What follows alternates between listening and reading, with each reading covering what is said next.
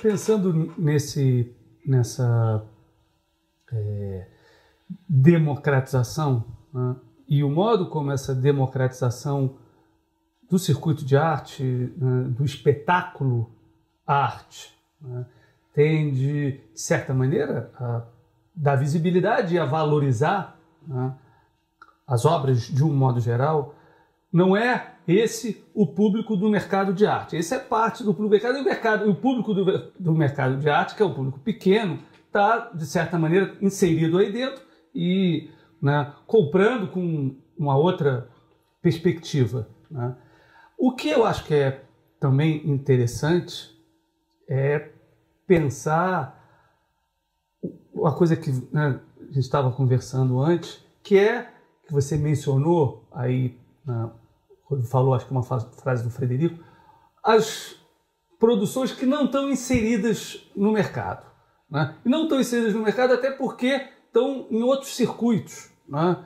Circuitos mais, enfim, disseminados pela internet, por exemplo, né? E eu acho que, né, quando você estava falando, a gente quer ouvir muitas vezes o crítico, né?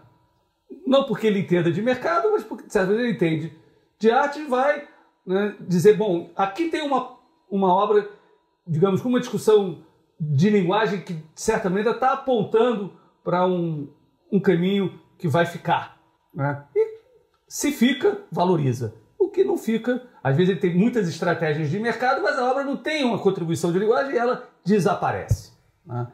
E a questão é como essa obra que está na internet, que às vezes você pode dizer, ela é absolutamente relevante, né? Agora, você não tem como se apropriar dela, ou vai ter que criar uma estratégia de apropriação, que é o que o mercado o tempo inteiro está fazendo, né, para fazer com que ela fique e passe a valer alguma coisa, virar um produto, um objeto, né, e ter uma unidade. Eu vejo, por exemplo, o caso da Lígia, como que o mercado muda a natureza da obra, né? A natureza da obra, que era para ser processual, ela vira um objeto.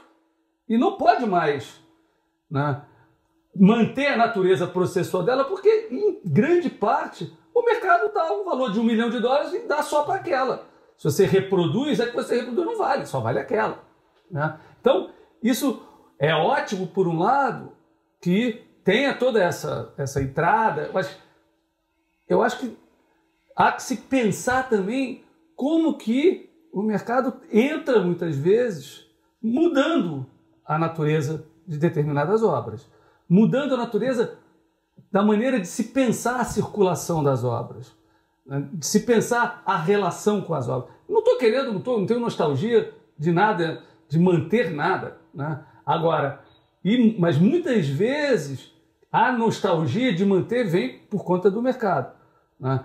Então, você fetichiza a fita durex que o Barrio botou no livro objeto, e aquele livro objeto não pode viajar porque aquela fita durex está frágil, né? Você não pode simplesmente tirar e botar uma outra ali, porque aí você vai estar desvalorizando aquela obra, vai estar interferindo nela, né? Então, tem algumas questões que são curiosas, né? E que, de certa maneira, há que se repensar até, né, a própria penetração do mercado, da valorização que ele dá à arte, e o que isso implica de engessamento da própria arte.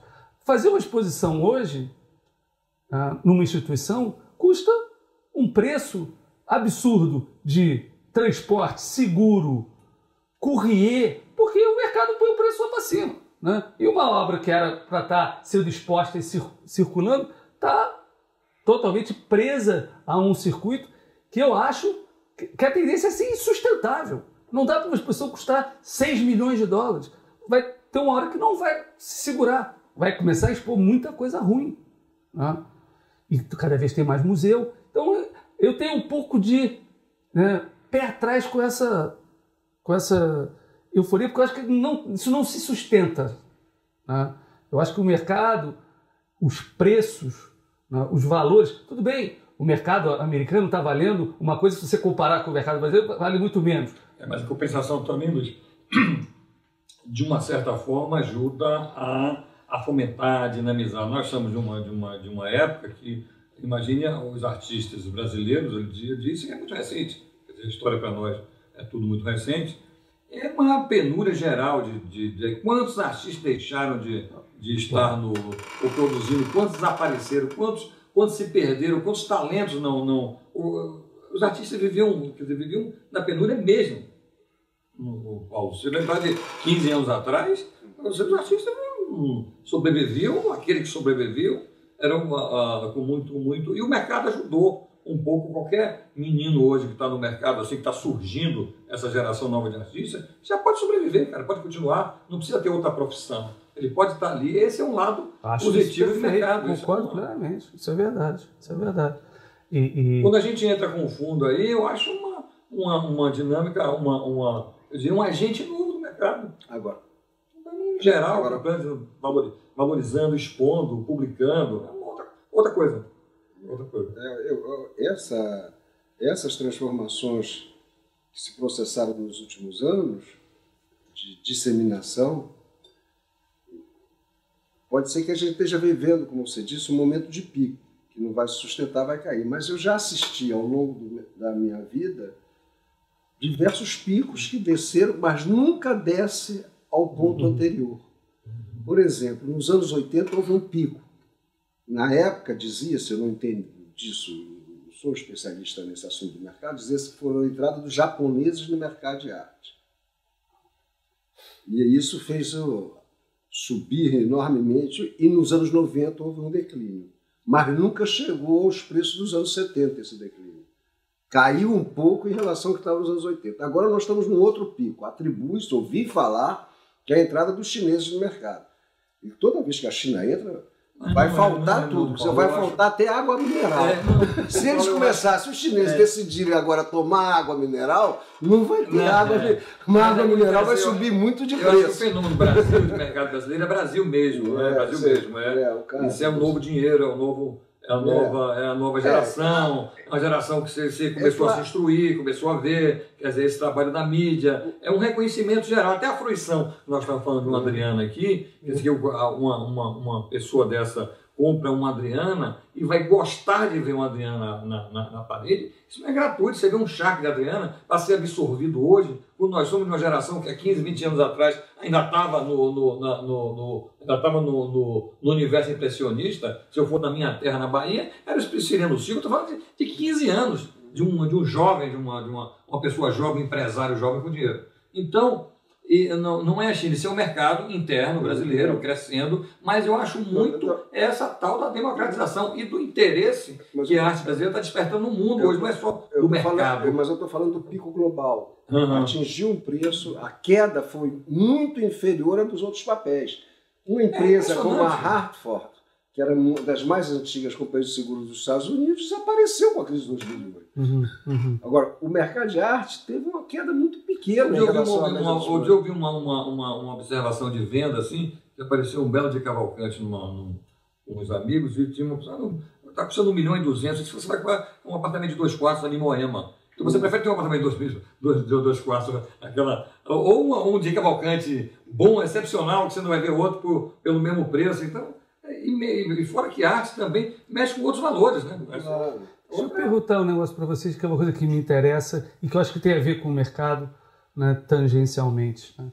Que eu acho que diz respeito à internacionalização do circuito em geral. A globalização está aí, os artistas estão para todo lado, mas o mercado brasileiro, ele tem, né, para usar uma expressão, né, do mercado, um gargalo muito grande, que é a maneira pela qual a arte brasileira ela pode, né, sair daqui para ser negociada fora, e a arte internacional e os galeristas internacionais virem para cá para negociar, porque eu acho que enquanto, né, o mercado estiver muito autocentrado, né, na produção interna, ele ainda não está totalmente, né, articulado com o mercado internacional. Isso eu acho que é importante para o mercado, ele está.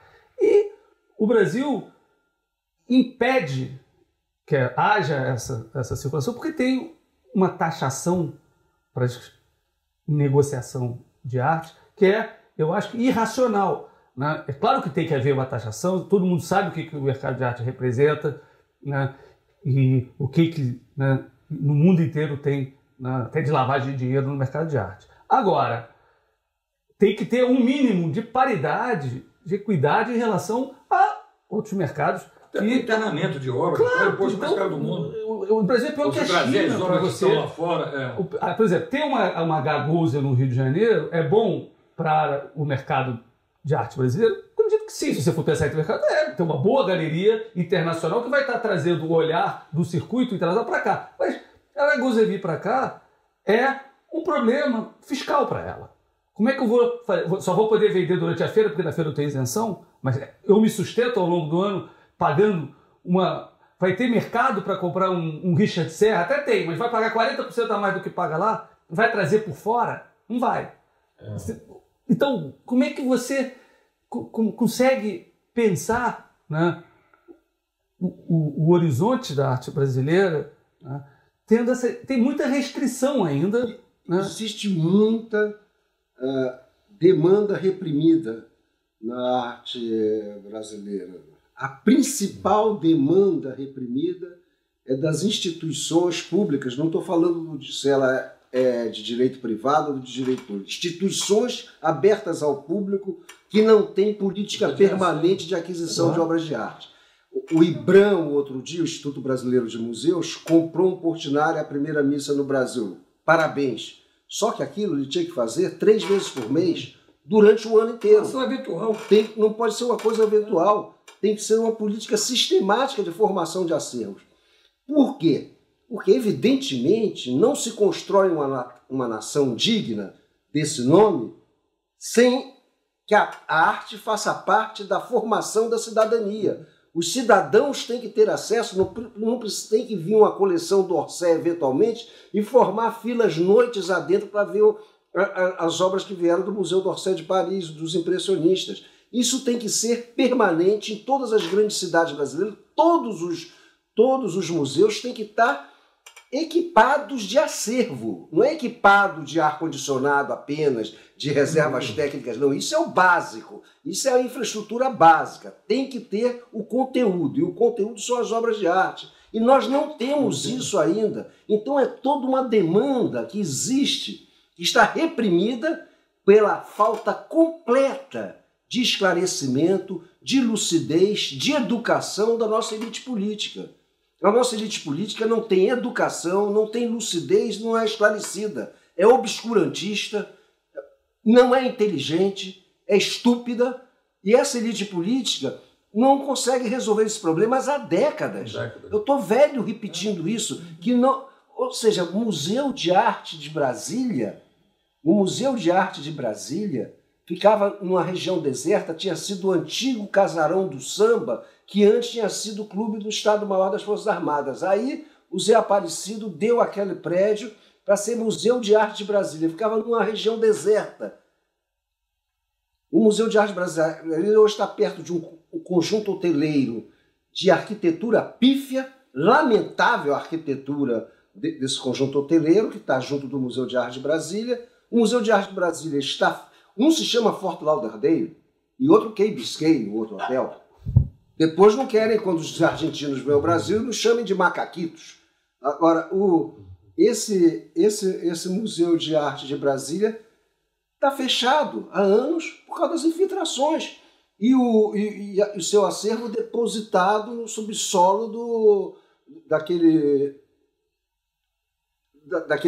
que é chamado Museu Nacional e que é um centro cultural para exposições temporárias, lá perto da Catedral. Uhum. Agora, o que eu estou dizendo é o seguinte: existe um mercado quando a elite política que assume funções públicas adquirir a consciência de que não se constrói uma nação da dimensão e do porte do Brasil sem acervos públicos de arte poderosos e importantes,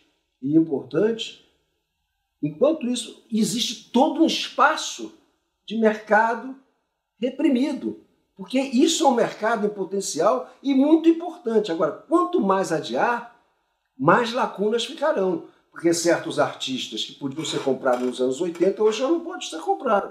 Certos artistas que...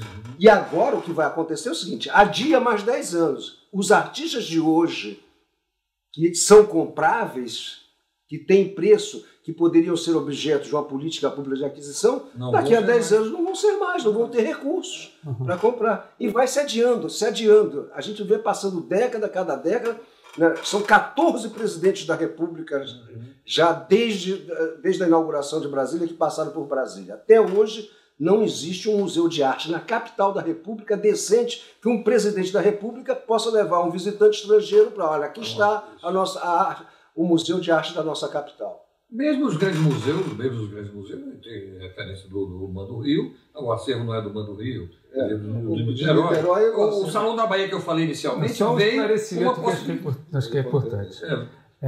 O MAN tem um acervo do MAN, eu sei, que é metade da coleção do MAN. E tem o acervo do Gilberto. Para contar a arte brasileira, só o acervo do MAN não basta. Precisa do acervo do Gilberto. Há lacunas e lacunas na terra política. E as duas estarem ali. O Salão da Bahia, que eu falei anteriormente, na época que eu criei, porque não tinha e era muito difícil conseguir, dentro do orçamento, que era orçamento de Estado, né? Orçamento geral, verba para aquisição de acervo. O Salão da Bahia foi uma possibilidade de driblar, conseguir acompanhar, fazer uma pequena coleção, que acabaram sendo 500 obras, sei lá, da produção contemporânea.